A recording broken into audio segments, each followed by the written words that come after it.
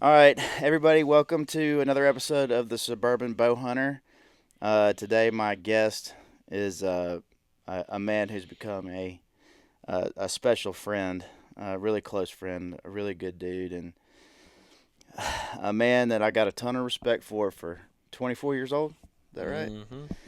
Mr. Thomas Clements with SeekOne is here today. How you doing, man? I'm alive and well, so I can't complain. Yeah. Yep.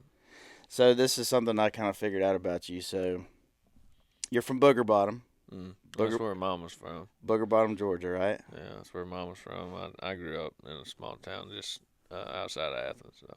Yeah. So for a small town country boy, Mm-hmm. you are the city bird, turkey whisperer. Oh yeah, yeah. They seem to like what I got to give them, so I can't talk the birds back home, but I don't know about that, man, but I'll tell you what, you're 2 for 2. mm-hmm. I mean, I've been chasing these things hard, man. Chasing them hard, and now I put you in a spot or two, and it's That's, like every time I turn around, I get a picture, and there's another bird down. hey, well, I mean, they're in there, but neither one of them talked, so if that makes you feel any better. They are tight-lipped. It's been hard in Alabama. I think everybody in Alabama's dealing with that right now. Yeah. I mean, it's like the consensus across the board for turkey hunters in Alabama is they are henned up, they're gobbling, but they shut up when they hit the ground, or they just ain't gobbling at all. Yeah. They the goblin, and now late season, if the hens are bred, the gobblers are sticking back together. Yep. And can't break them off.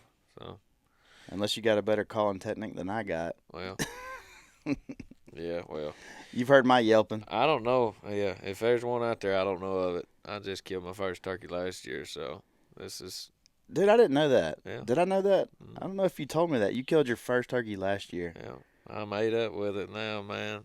I mean, I tried a couple times, and Dad took me when we were little, but once or twice. But at the last, when I was in college, I was mainly consumed with waterfowl, and then if I wasn't Yeah. doing that, I was fishing. So Yeah. turkey season was kind of They were hard to kill, and I couldn't work a mouth call, so I gave up on it. But um, last year, I was like, I'm gonna kill a turkey, Yeah. and so I finally got where I could yelp, and it was horrible, but it was an audible yelp. And at some point in a hen's life, she would make that noise, Yeah. whether or not it was to call a tom or not. At least she'd make it at some point. And so, yeah, I went after one on public land, and uh, with some tips from a buddy of mine's dad, and I mean, it was like a picture perfect hunt. I came Yeah. in there right off the service road, and he was hammering with some hoot owls, and I went in and got on the opposite ridge from him, and Yeah. he pitched down right to my ridge. I tried to get all the way up and be above him, and I didn't realize in the dark that there was a terrace about 10 feet to my left that was just 3 foot higher than me, Uh, and he come all the way down, and I thought I heard him walking on the left. And so I bring the gun around, and I'm on a tiny little tree. Ain't hid worth nothing. If he comes out, Sticking out like a sore thumb. he's gonna see me. yeah. So I think he's right here, but I ain't 100%. So I'm still looking down this way, and I got my hand on the gun, like I'm ready. Safety's off, and I just I get tired and bring my hand down right here, and as soon as I do, I see his head pop up over the end of my gun That's all barrel. it took. He putts and runs. No. I was so mad, but I went in there 7 days later and killed him in the afternoon, waiting on him to go to roost. Little payback. Yeah, he never gobbled, but I sat in there and actually locked my keys in my brother's car going out there. And there was a fresh set of boot tracks and a turkey feather on the road, so I was like, man, He's somebody dead. come and killed my bird. Yeah. But I was like, man, I'm out here. I might as well sit. So I sat there and just sitting there waiting for him to fly up to roost, and I yelped on my way in there. And I just looked up across this little food plot, and I seen his head stick up. I had no idea I was there. He was just feeding. But man, my heart, I mean, you could have yelled in my ear and I couldn't have heard anything. My heart was beating so bad. But I waited until he got just about in range, and he was going to go left, and I had no way to call him. I was wide open, ain't no decoy. So I yelped at him, and he looked right at me, and he was like, nah, I ain't going there. I'm out. So he turned and going. I gave it a Hail Mary, and about one pellet hit him. I got lucky. But That's hard to believe, man. That's last year because the hunting I've done with you this year, you feel like a seasoned turkey hunter. I don't, man. I don't feel like it in my head. I wish I did, but I'm ate up with it. So I'm super eager to Yeah, figure out what he's doing. yeah. But in my head, man, there's a million different things I don't know what to do whenever they're gobbling to figure out where to go. But I think that's the problem for every turkey hunter. I love it, man. Dude, I love it too, man. It's like it is. I'm a little frustrated with them this year. I'll be honest, just Mm-hmm. because the lack of gobbling is that's the thrill for me. Like I just I've said it before, but I don't like to deer hunt them. I'm not the Yeah. sit up on them and wait. If they're not talking or making any kind of communication, it's really hard for me to get fired up about it. And I haven't heard a gobble in about 2 weeks, and that'll start to crawl on you. Yeah, especially when you know they're in there. Oh yeah. And you Well, go in especially there. when you put your buddy over there and he goes and kills one in an hour. Yeah, that does hurt too. But But that one didn't gobble. I mean, no, he never gobbled. His hen came a running, and he was right behind her, and that was about it. I just happened to be in the right place at the right time. But yeah, I mean, it's super encouraging to go in there and see all the scratching. So it's like, I know there's birds in here. there's more. There's a lot of them in there, but when you go in there and you yelping and everything like you've been doing, and they ain't, hammering back at you, it's like, well, am I doing something wrong? Are they gone? Or Yeah, yeah, and they're there, they just ain't saying anything. yeah. So, but So you mentioned Daddy's from Booger Bottom. mama's from Booger Mama's from Bottom. Booger Bottom. Yeah, I got you. dad's from around Athens. So small town country boy. Mm. Grew up on a farm. Mm-hmm. Tell me a little bit about that. Well, my mom grew up just rural in Booger Bottom, and her dad farmed after he got out of the Navy, but he died pretty early on. And she was a teacher. And then dad he grew up on the Air Force Base with my granddad, and they lived all over England and Alabama and Texas and Colorado and New Mexico, and he went to high school in Las Vegas. And but anyway, they winded up back in Georgia. And when my granddad got out of the Air Force, I mean, he worked his way up. He was pretty top brass, but he loved to hunt and he liked cows, so he had a little farm in Georgia. And Dad helped run that when he was going through college at UGA. Yeah. And my dad just fell in love with running cows, so he got an animal science degree and became an embryologist under one of the guys who was pretty early on and all that, learning how to do that. And Yeah.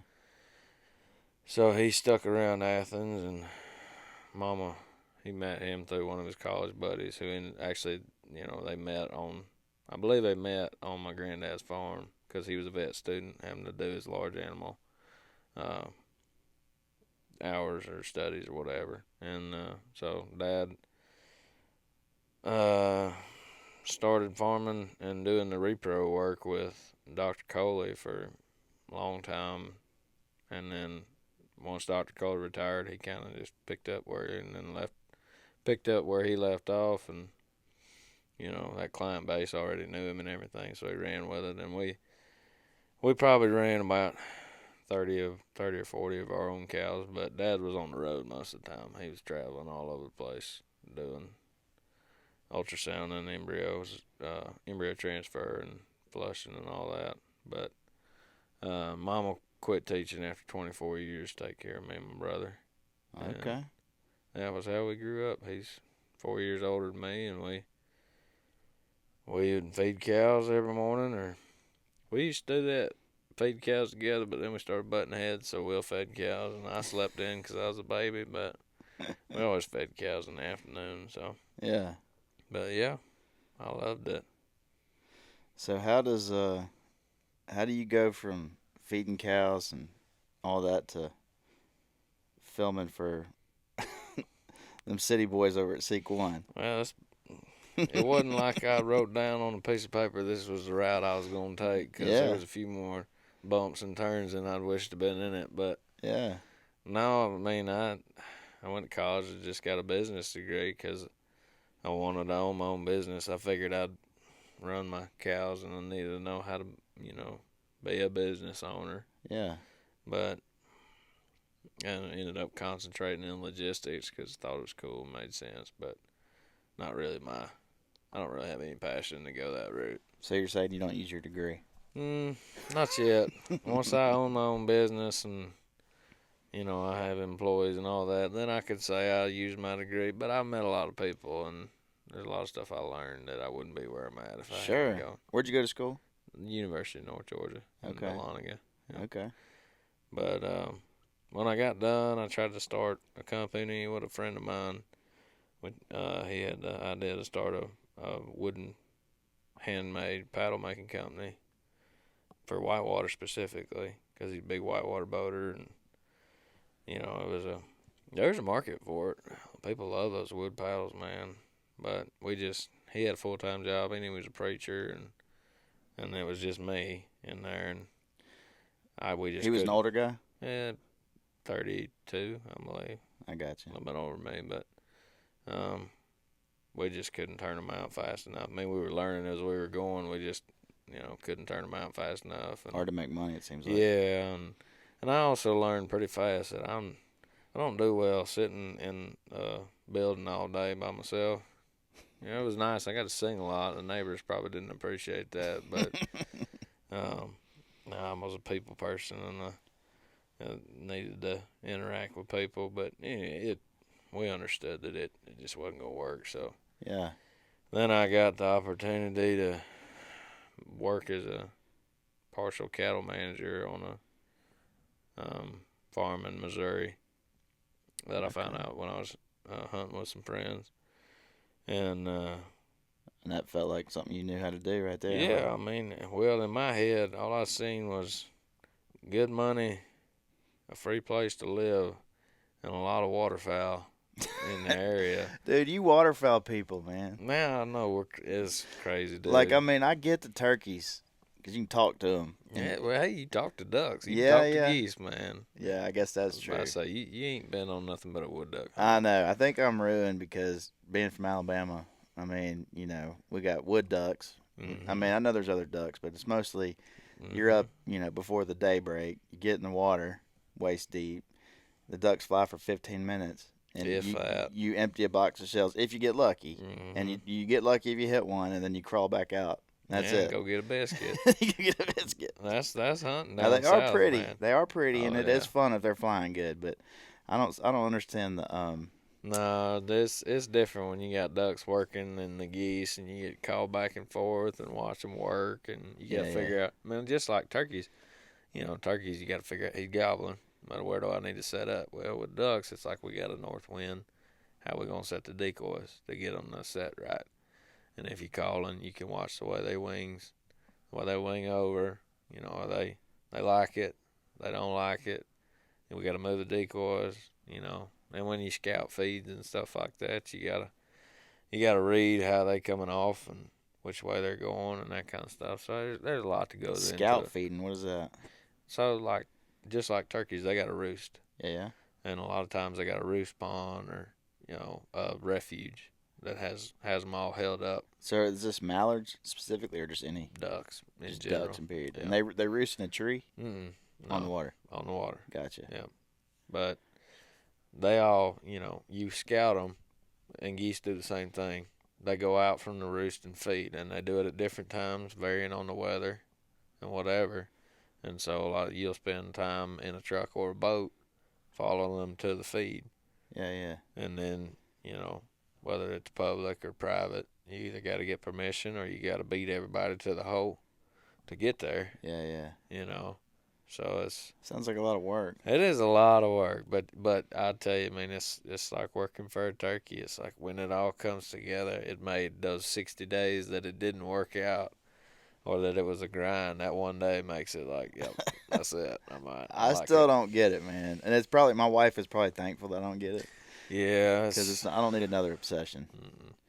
But I met a guy down at Slade's farm when we were down there wood duck hunting that, I mean, he was like, he's about your age, young guy, and he was like, man, I would get in the car right now and drive to California if I knew I could get on some ducks. I'm Absolutely. just like, you are crazy, man. If well, I don't know about California. If like gas wasn't a thing and I didn't have bills to pay, Yeah, I'm all for it.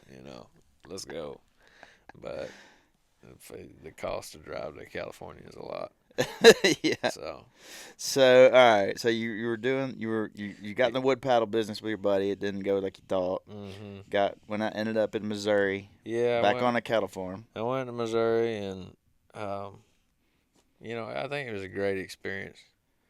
But I got my butt whooped and I got humbled real quick. And I think God was telling me. I mean, I thought I was sure enough cowboy. I mean, I'm a cowboy. I don't ride a horse. I've ridden horses, but I mean It made me realize real fast that my hobbies weren't gonna be a thing. I wasn't gonna have time to hunt at all because we was gonna be calving out 400 2-year-olds right in the middle of the season, I have and no idea what that means, but it means that you got a lot of young cows that don't know how to take care of their calves, hmm and you got to check on them at 7, 9, 12, and 3 o'clock in the morning, and then when you get in at 6 every day.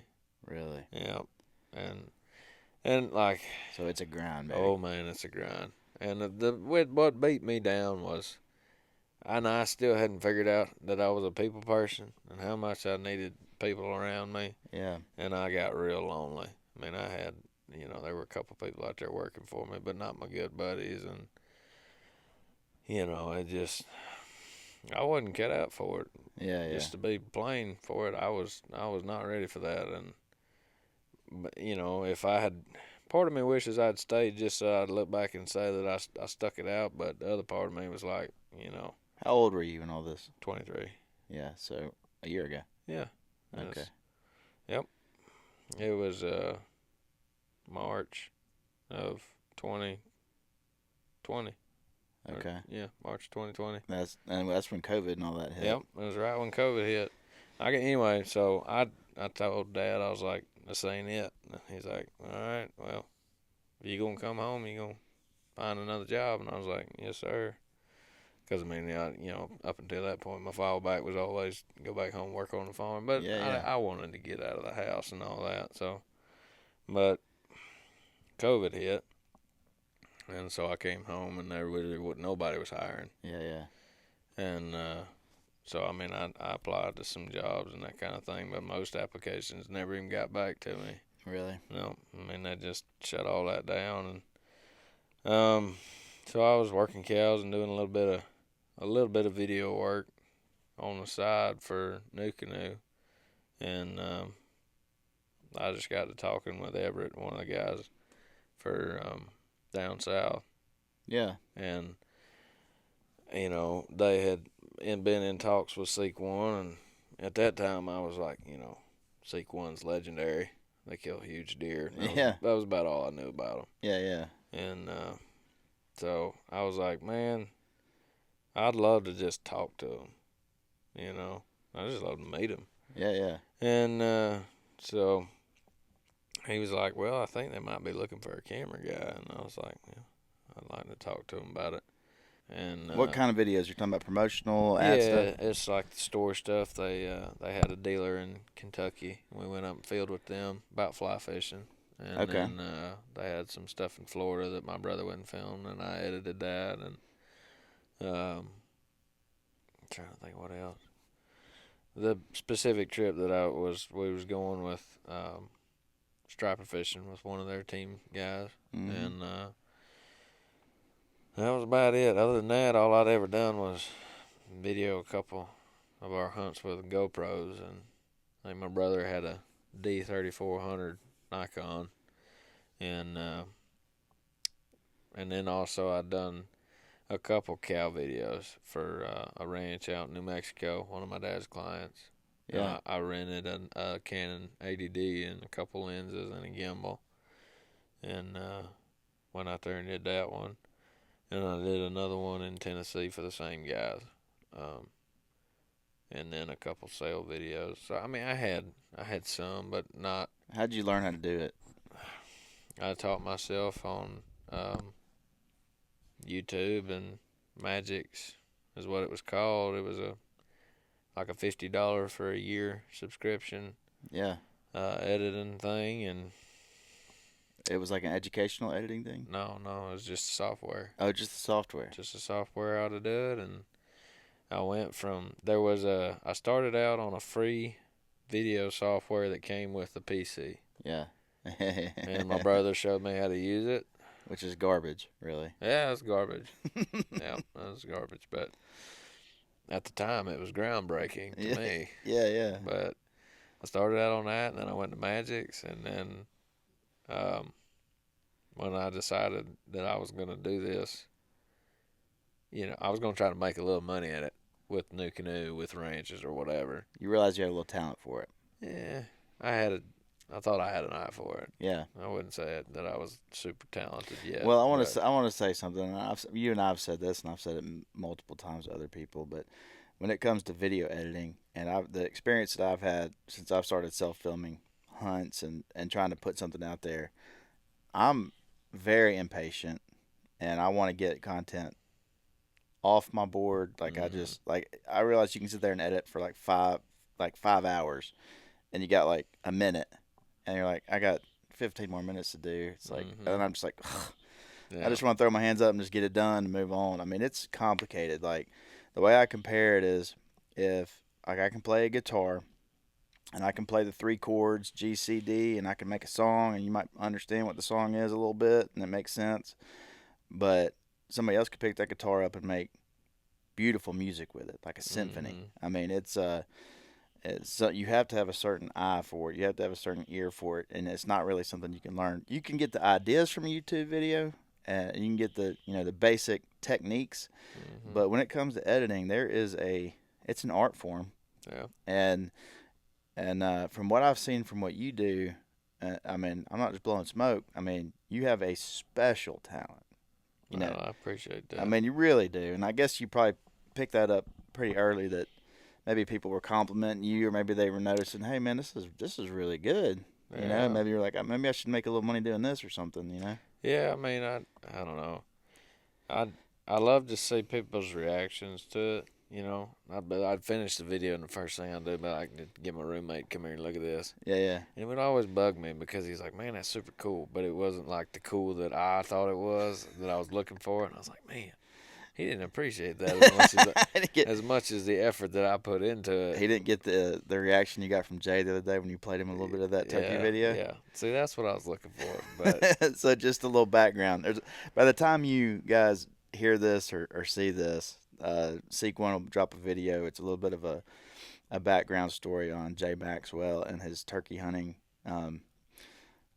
just kind of how he got into it, and Thomas did the editing for it, and it's absolutely it's a work of art, like we're saying. But Jay came in town. Thomas was working on it and had about 5 minutes of it done, I guess, or whatever, and played him a little 5 minutes of it, and I looked over, and I could tell he was trying to hide his reaction, because he was getting a little emotional just watching it. That's the kind of reaction you want. yeah, that's what I was looking for. And y'all, right now, pause this, stop it, whatever. Jump on YouTube, check out I don't know what the title of it's going to be, because it hasn't been released yet. I don't either.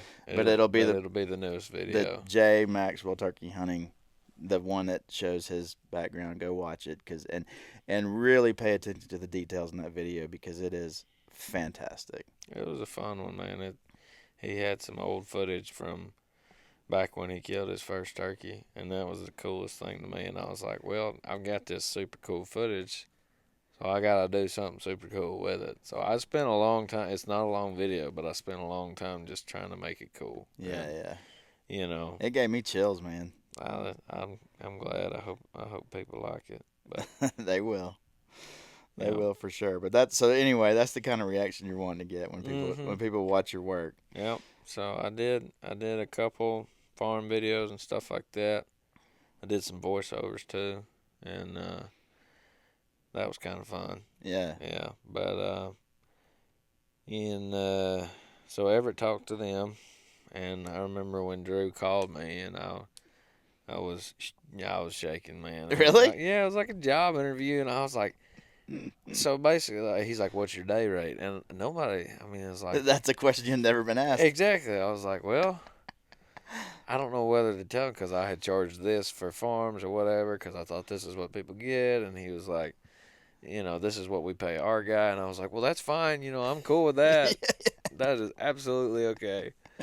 And so one thing we just were like, all right, let's play it by ear. And we went and did a fishing video together, and they let me roll with that one. And I went and filmed one, and Drew edited it, and then we did the fishing one, and I edited that one, and they liked it a lot. So and it just went from there. Yeah. I worked with them for about a month, and then they were like, let's lock it down for deer season, and that was that. Yeah, and I mean you'll be hard pressed to get on YouTube and search, especially in the outdoor niche, but really anything, and find a channel that's got the level of cinematography that the SeekOne's channel has. So that was um, Yeah, I mean, a high bar to get to. it was a lot like, I like it because it's different than most of your hunting Yeah, shows yeah, out there. They wanted to make something that had some cinematic stuff to it, but also keep it real and be relatable and that kind of thing. So it was, but and outside of the fishing stuff, because when I first got with them, it was a fishing video, and then it was a painting a limo video. yeah. It's like what are we doing? Yeah, but it was just laid back stuff, so it was good to get in on that kind of stuff, ease into it before we got into deer season. But Yeah, yeah, yeah, no, it's been a lot of fun, and it has allowed me to create what my style looks like, because I yeah, didn't yeah. have a style. I just did what I thought looked right, and I still don't. To be honest with you, I still don't think I have a style yet, because It's I don't. constantly transforming, Yeah, well, like it is with any art. that's true, but I don't think I've done enough. Like Jay's video, I'd love to do more just like that. But it's you got to do you got to do what the footage allows you to do. Yeah, yeah. You know. The first time I saw you, you were on the I think it was on the collaboration with the Hunting Public. Yeah, that Uh, was probably the first time I made it on screen. and they called you to do the grunt. Yeah, yeah, that was awesome. That was awesome. Yeah, that was a really fun hunt, and can't believe it worked, but it did. I just from getting to know you, I can tell you're not a big fan of being on camera. Mm-mm. It's not really your it's not really your niche. I feel like you get a little not uncomfortable like you're camera shy or anything like that. I just feel like you kind of prefer being behind the camera than you do. Yeah, I mean, like I don't know, I don't mind being on camera. It doesn't really make me nervous, but I would I would rather other people be in the spotlight, Yeah, yeah. whether that's just in general. I'd rather help other people tell a story or be on camera or whatever than, man, That's I don't that's want the spotlight. that's something I've definitely learned about you too. Is like it's for 24 years old, you got what a lot of people would say an old soul. You know, if you didn't say your age and you came in and sat down and have a conversation, I think you're in your mid 30s, and that's just because of your appearance, your attitude, and the way you carry yourself. You're like in your mid 40s. Yeah, you well, know? And I take that as a compliment I hope because you do. I mean it that I way. look up to older people a lot.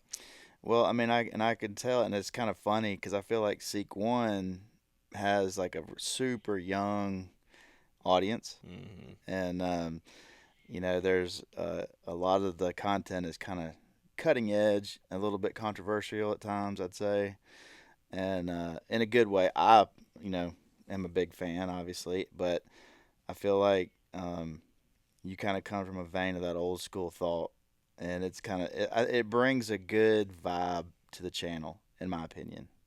Yeah, But I bet it's kind of hard for you to swallow sometimes. Being yeah. I mean, it's it's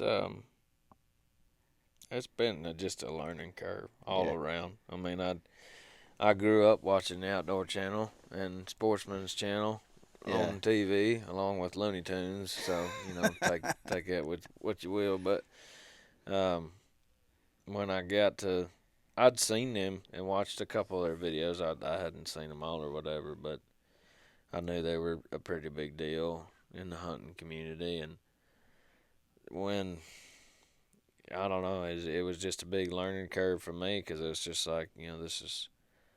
I would study their videos and study Drew's editing taste and what he liked, and we got lucky that Drew and I kind of have a similar eye for things. Like usually when I cut a video up and I send it to him to see what he thinks about it, he doesn't have too much to change. Really? Yeah, and that meant a lot to me because I didn't. What I really envied or wanted was a mentor in editing and filmmaking and all that. Yeah. And I didn't have like one guy that I could just call and lean on and be like, what do I do this? What do I do that?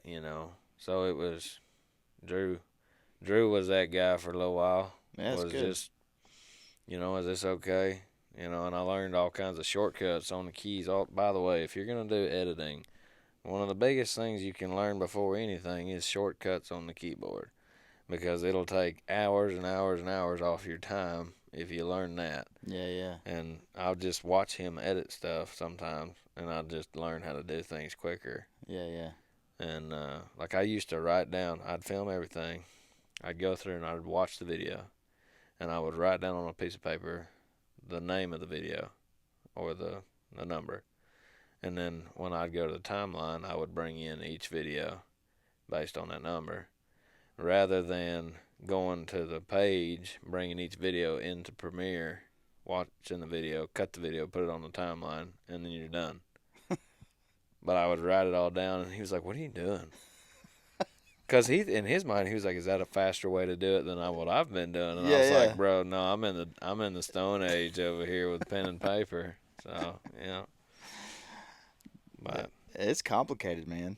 Like when I look at your timelines, I'm just like blown away at how many transitions and cuts and ads and music and this and the timing. I mean, mm-hmm. it's crazy, man. But It's been a lot of fun to learn because it's like an artwork, when you get to build it and all that. But it's one of those things that I've learned you're never really satisfied when you get done with it. yeah, I am.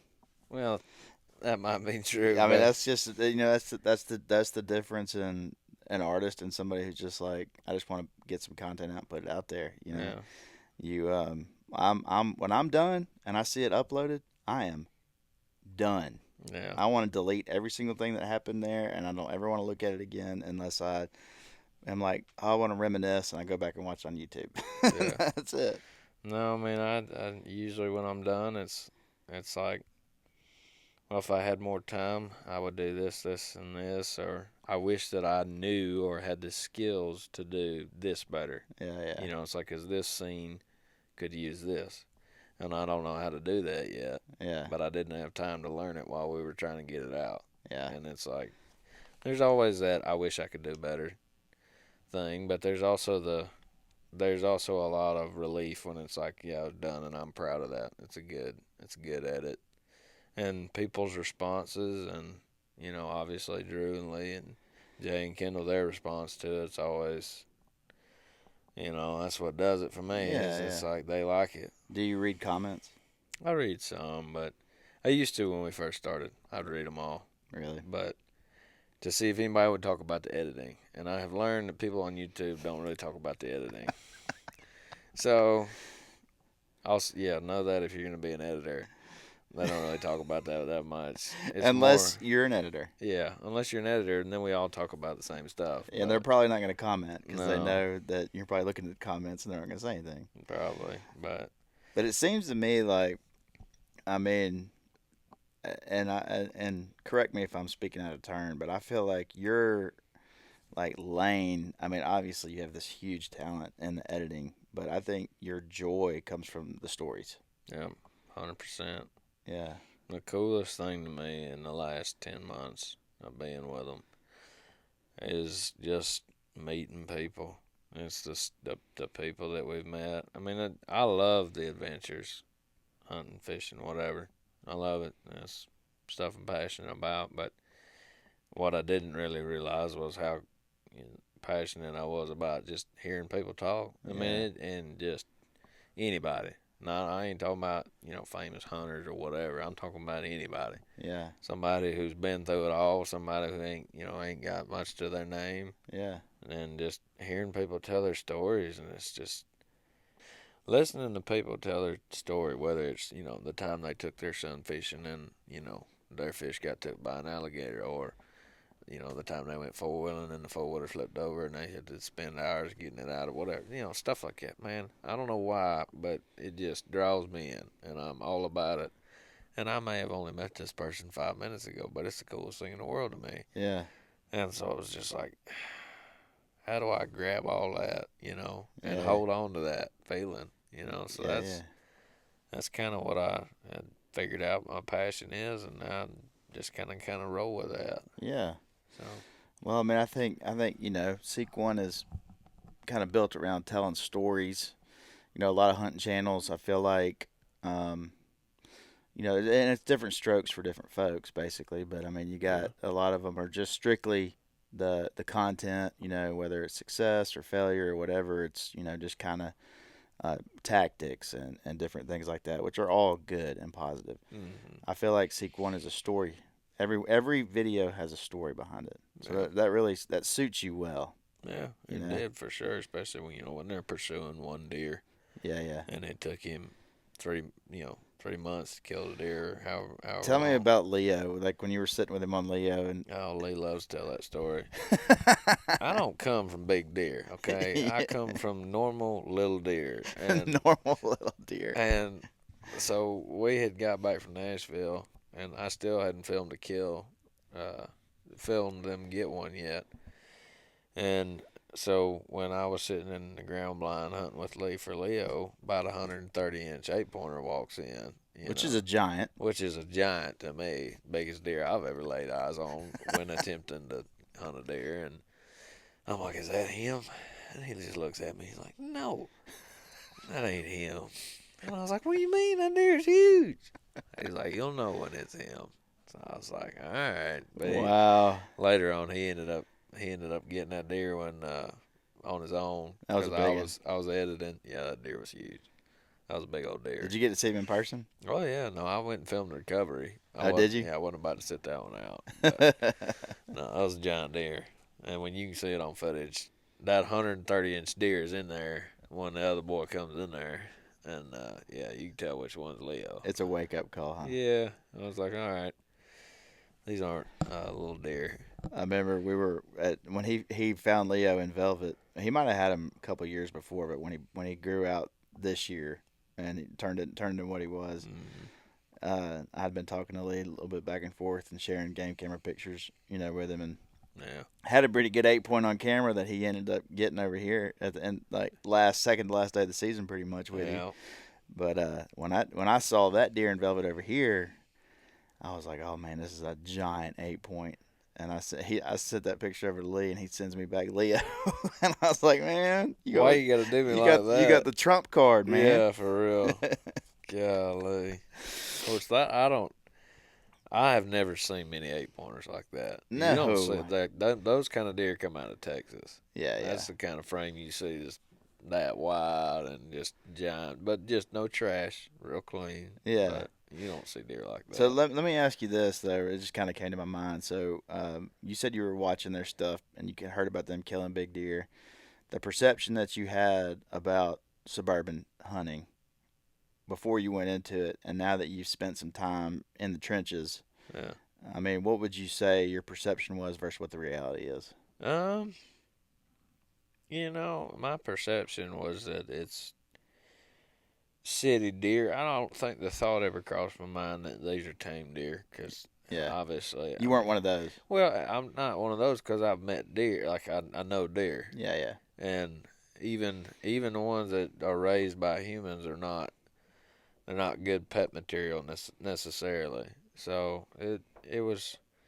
I didn't realize it was as hard as it is. Because a lot of people, in the world I grew up in, some people go sit in a box blind and just wait for a deer to walk out. And 30 out of 6. Ain't nothing wrong with that. Yeah. No, nothing wrong with that. And so, that was more or less the world of hunting that I grew up around was traditional deer hunting. So it was a huge shock when to go sit in the deer stand and turn around and there's a house 25 feet behind me. It's like, all right. That was a And little shock to the system. yeah, to be honest with you, I still haven't like gotten on easy about that, because it's still weird to me. Because back home, you don't just go running on somebody else's land, Yeah, you yeah. know. And it's like I don't like being, you know. Boxed in like that. Well, it was just weird. It was not how I grew up hunting, and then everybody just being cool with it, being like, yeah, you can go walk past my house at 5 o'clock in the morning to go get in your deer stand while my dog is barking inside. I'm like, should we park halfway down the block and try to sneak around so the dog don't bark? And it's just like, well, He's like, no, the dog barking's normal. He's used to yeah. that. I was like, well, that's just part of it. And people just, I was like, all right, whatever. It's weird, but I love that. yeah, it was a big shock to me, but it was cool to see how people were like, yeah, come on, they're tearing up my garden.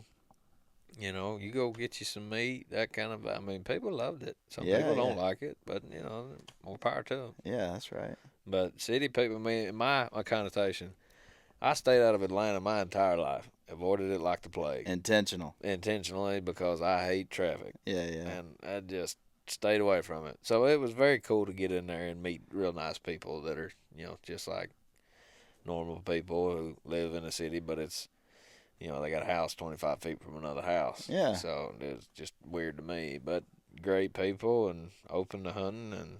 Yeah. That's one thing Lee said when he was on the podcast. He's like, people that grow up in the country, I mean, that's what they grew up around. He's like, we grew up in the city, and that's what we grew up around. It's the environment we were given, and we adapted to it. Yeah. It's definitely different.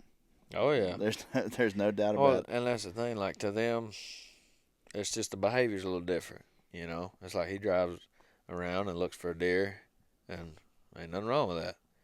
But back home, somebody drives past your house once or twice. They looking to steal something. They're looking to steal your trailer. Oh yeah. So I'm like, this is. They're gonna think we're up to Yeah. no good. And he's just looking for deer. He is bold. He has a boldness, I'll say, like, because I don't knock on doors. Like, I'm a suburban hunter, and I just have a different technique. Yeah. But not that I'm against it. I mean, hey, if there's you get permission, get permission. But when he came here turkey hunting, and y'all went out south of Birmingham, out in the country. Yeah. Had got invited out to a little 80-acre piece. Something like that. Yeah. About 80-acre piece, and there's supposed to be a few birds out there, and y'all got on them but didn't close the deal, and all of a sudden Lee's Atlanta technique kicked in. Yeah. He started hitting them doors, Yeah. and ended up getting how many acres? It was a lot. Like 2,000 or 1,500 or It something? was like right around 1,000 probably. So think about that. If you're watching or listening from Alabama, you know how sacred turkey hunting ground is. If there's a turkey gobbling on it, and every cousin, every brother, every neighbor in the world, somebody's hunting him. somebody has heard that turkey, and somebody that loves turkey hunting knows that turkey's there, or has told somebody. Mm-hmm. And to come in from out of state, from Atlanta, go down south, and start knocking on doors out in the country, Yeah. and get 1,000 acres of hunting permission. That's pretty awesome. And that's part of it. It's just the people you meet, just nice as can be people. Just You think they're gonna run you off, or they think you're gonna, yeah. Salt of the earth people, just out there doing their thing, man. Yeah, yeah. And that's it for me. It's just meeting the people. Yeah, yeah. Super cool.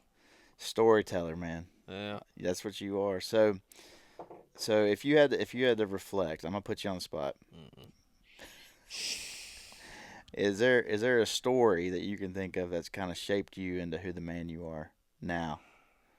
Is there anything out there that you can think of that you could say this has kind of placed me to where I am, or who I am, or the way my thinking is, or like your dad, your brother, an uncle, or somebody like that?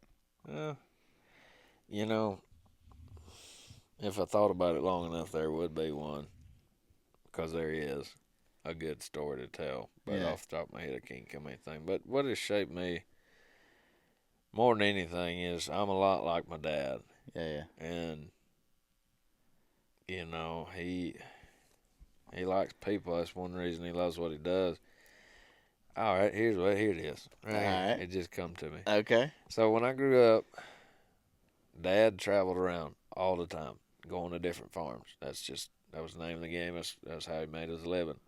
And it was the coolest thing in the world to me because we got to go to a new farm every day, and I would sleep in. So he'd take you along with him. Oh yeah, dude. Okay. I learned how to write before I went to school because I was doing paperwork on the side of the chute, and that's why I got real good handwriting because I had to do that. And he'd fuss at me if I couldn't read it because obviously the client's got to read it. Yeah, yeah. Yeah, so I was pushing cows with a clipboard in my hand and running at them with a stick when I was How old? 2 foot off the ground. I was out there when I was in diapers. He would take me if Mom would go. So, Wow. but the coolest thing in the world to me was just going around to meet different people. Yeah. And I could always tell when we were going to a real cool place because Dad would talk about the person. He would talk about the guy's character and how much he thought he was a good man and what showed that he was a cool guy. Sorry, I'm gonna tear up a little No, that's bit. good, man. But So that stuck out to you. Dad would always talk about guys that he had a lot of respect for. Yeah. And that always meant a lot to me because he was like, if Dad respects this guy, then he's a good dude. Yeah, you just knew right. And off I the need to bat. watch what he's doing.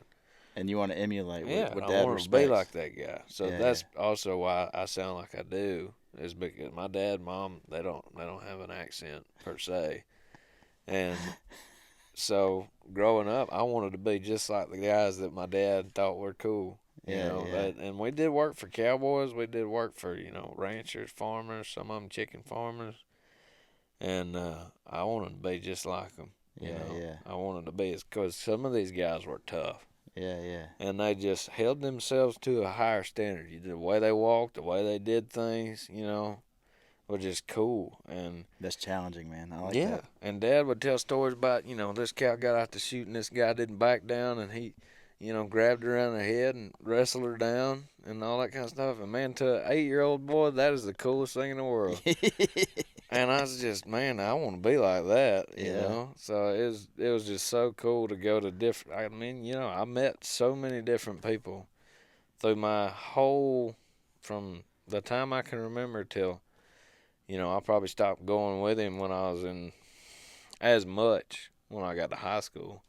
But if I wasn't in school or didn't have homework, I was going with him because he needed help. That's awesome, man. So I think that's what. If anything did it, that's probably what did it for me. Well, Was yeah. teaching me how to love people and stories. Was just growing up in that, man. And it was.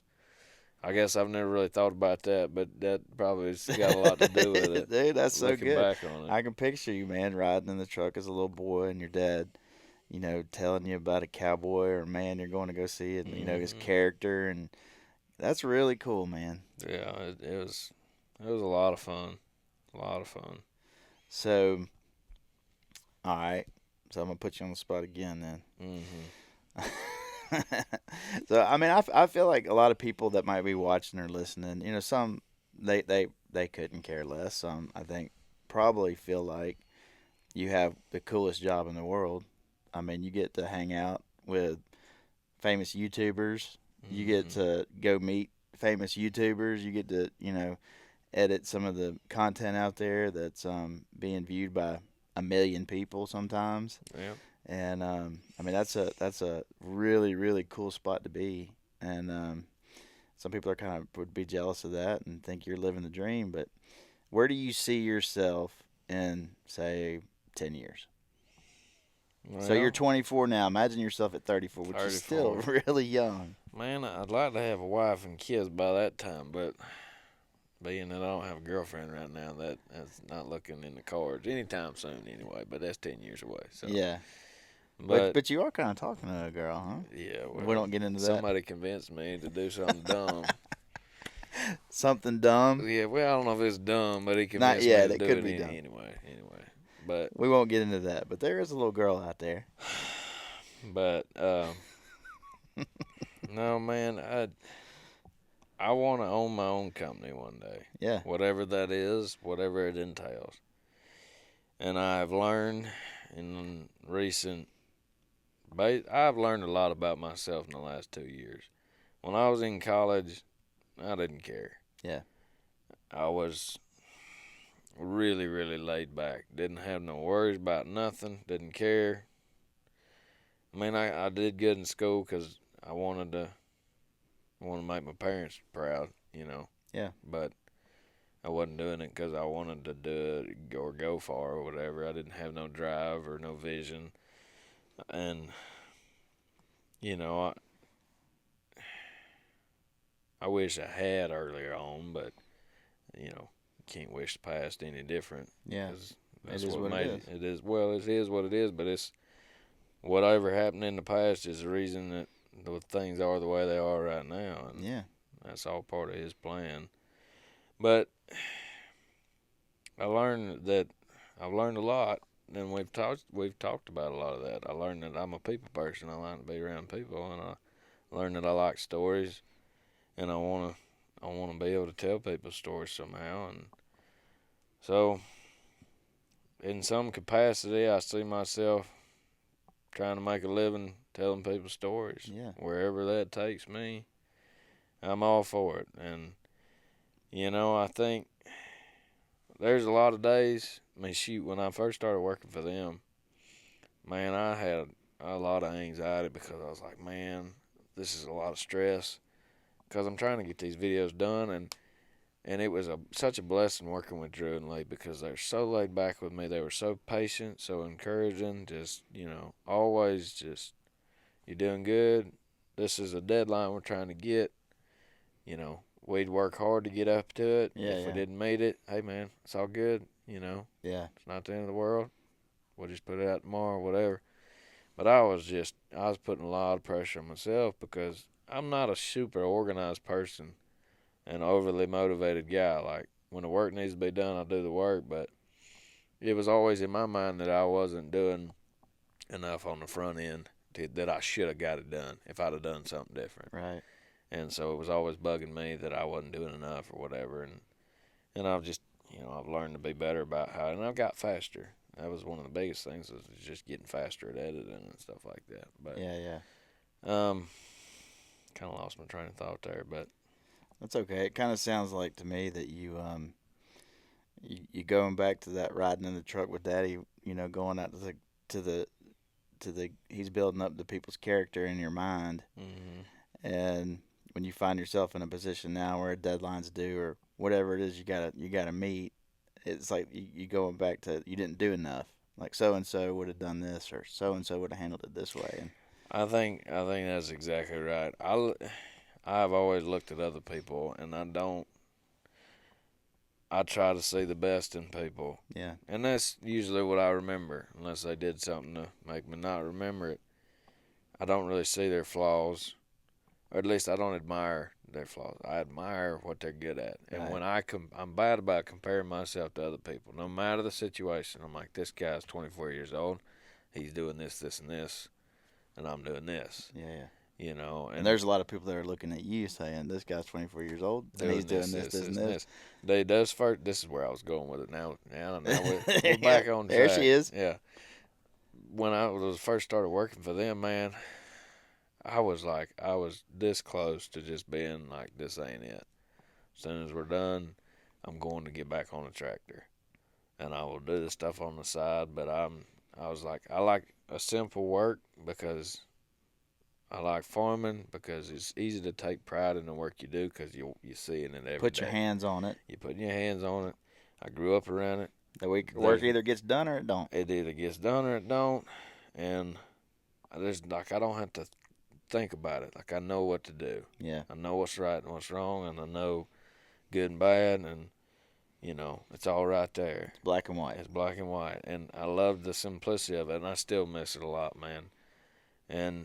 But I just learned that's what convinced me of that was, I had so much fun on these adventures, and I loved what I was doing, but I was so scared of not knowing where it was going to lead, and I wanted to fall back on the comfort of being running cows. Yeah, yeah. But I was also like, man, I've gotten so used to these adventures and stuff like this. If I go back to that, I'm gonna be bored out of my mind. You need to be in the pressure cooker, man. It's a good place for you. Yeah, exactly. And I was always seeing these things like, you got to do something that scares you. Yeah. You got to do what scares you. And And I was like, all right, well, this scares me This pretty scares the fire bad. out of Yeah, I was like, this scares the hell out of me, so we're gonna go with it, you know. But and I also think that it's a testament. It opened my eyes to how small my faith has been, Yeah, and the amount that I was worried about my future, and because I compared myself to people like, you know, that were on a career path. They've got a job with a company that could build them. They've been making 6 figures in 5 years. They got 401k. They got this, right, that, and the other, whatever. right. You know, and like when I met you and I was talking to you, and you were like, man, when I was 24 years old, I was building houses, Yeah, and I was like, man, how did he do that? So I was asking you all these questions. I'm like, in my head, why am I not doing these things, or how do I get to do these things? Because I wanna, in my head, I want to be doing a lot of different things to be setting myself up for a better future and to build whatever it is that I want to build. But I also get really stressed out about the job that I have now, and sometimes and getting things done on time, which is a lot better now that I'm used to it. But and then I compare myself to, like, how in the world would I be able to do stuff like that? So I get real bad about comparing myself to other people and looking at them and being like, man, they got it made. I yeah, would yeah. look at my buddies who are working construction. They went to college just like me. They went home and worked construction, and I was seriously jealous of them because I was like, yeah, they got to work from 9 to 5 or whatever, but I was like, man, it's doing stuff with your hands, and I missed it so much. And I was like, they know exactly what's gonna happen. They know, I get off at this time, I work this time. There's a lot of value in that. There's a lot of value in it, and I missed it. And I was like, my faith felt really weak because I was so worried about my future, Yeah, and yeah, I was so worried about what it is that I'm doing, next, or how's this gonna pan out? Is this really where I want to be? Is this, really where God has me right now? yeah, And I knew it was a God thing lining me up with Drew and Lee, yeah, because there's just too many things that fell into place at the right time. When I got to talking to them, and me and Lee have talked about it before, and it's just, this is where God had me to help them, and yeah. and but it was hard for me to accept that because I was homesick pretty bad. Really. Yeah, I mean, I had to move. I did move to Holly Springs to be closer to them so that I could drive back and forth for hunts and stuff like that. So Yeah. I'd always grown up being right there at the farm if I needed to go do stuff. Being So home. yeah, it's been a big step doing that. But I wouldn't trade it. All the stress that I put on myself, not stress from the workplace, and make that clear. Yeah, yeah. All stress that I put on myself, it's Internalized. all internalized, and Yeah. I overthinking things and all just worrying about the future. And I think more than anything, I'm learning the more people I talk to that you know I got to trust God and be grateful for the way things are right now. Yeah, dude. I can tell you this, man. Being 20 years down the road from where you are, Mm-hmm. and not that I've got it figured out because I got a long road to travel myself, but being 20 years ahead of where you are right now, your future is bright. There's very few people that I've met in my 42 years on this earth that have the heart, that have the intellect, and that have the ability to um, put yourself in a place with people that it's a rare commodity. Like you talk about how drawn you are into people, and like for me, a person like me, people sometimes drain me. You know, Mm-hmm. like I have to put a lot of effort into my relationships. It's like it's just a different personality trait. Yeah. But that has been a battle for me. Mm-hmm. Whereas when I hear you talk, it challenges me. Yeah. As a 42-year-old man, 20 years ahead of you, you challenging me to be more open, to be more receptive, Mm-hmm. and it also excites me for where you are and where you're going. And I can tell you, and I promise you, man, like I'm gonna speak this over you in absolute truth. Like enjoy the ride. You know, Mm-hmm. don't waste another minute of any second of what's going on internalizing these stressors Yeah. that are that are gonna you're gonna look in 20 years from now you're gonna look back and you're gonna say those were the good old days. Yeah. Like you're in them. So soak it in and keep being you. Keep doing the way you do. Mm-hmm. And I love you, brother. I do. I'm excited. I'm excited that we've got to know each other and become friends. And I can't wait to, see where your life goes, man. Yeah, man, I love you too. And as a story, man, I appreciate you coming on. And this was super uncomfortable. I know for you probably getting on the mic, getting on the front of the cameras and all that. I kind of had to put your Mm. feet to the fire a little bit. I was like, while you're here, you're doing a podcast, and Well, I'd do anything for you, man. You've been nothing but good to me. well, I appreciate you sharing your story, and I know there's everybody listening right now. I appreciate you sharing your story, and um, anyway, that's it, man. I love you and I appreciate you. Yeah, I love you too, man. It's been an honor getting to know you. That's what it's about to me. I mean, from the moment you told your story in the kitchen, man, I was like, this cat's cool. He's been through it and he's cool. I don't know about all that, man, but Hey, that's true. I'll receive it. Well, all right, guys. Well, we need to go ahead and wrap her up. We got baseball games to get to. This man's got to drive back to Atlanta, take him a nap, get Mm-hmm. some rest. It's been going hard, but I appreciate y'all tuning in. Appreciate y'all watching. If you like what you're hearing, give us a subscribe, give a like, throw a good review on there. Anything that'll help us out. Keep bringing you stories. And um, anyways, we'll see you next time on the Suburban Bowhunter. It was awesome. Thanks, dude. That was so great, dude. Yeah, that was good. It went better than I thought it would.